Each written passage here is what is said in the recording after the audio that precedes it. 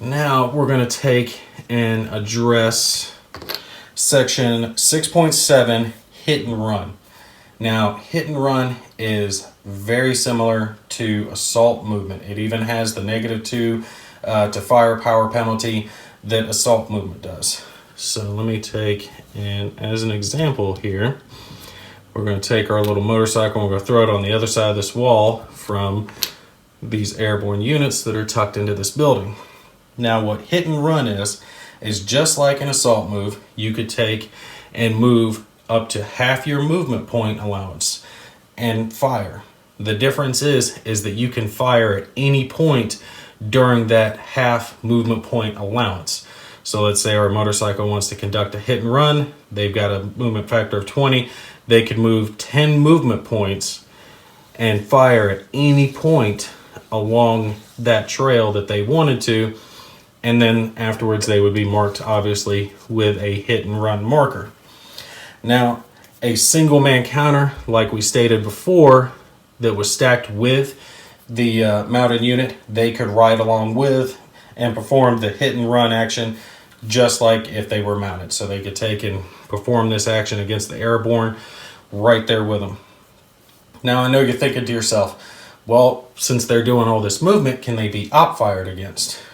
Well, that's actually going to be addressed here in 6.8, op movement. So let's take and reset our little situation here. Op movement, if a unit is not marked with pretty much any of the markers, it can have a moved, hit and run, fired, ops complete, assault move, basically any of them, then it can conduct an op movement. A op movement is like an op fire. So any point that you could conduct an op fire is when you could take and conduct an op movement, and you would basically use a hit and run action as an op movement. But you are subjected or able to be subjected to op fire yourself. All right, I know that sounds complicated, but let's break it down here as a quick example. It's the American unit's impulse. He spends a movement point. The motorcycle unit decides to take and perform an op movement. He does his hit and run action, and he swings around here to fire. He fires upon the American unit here, and then he wants to take and continue moving down here.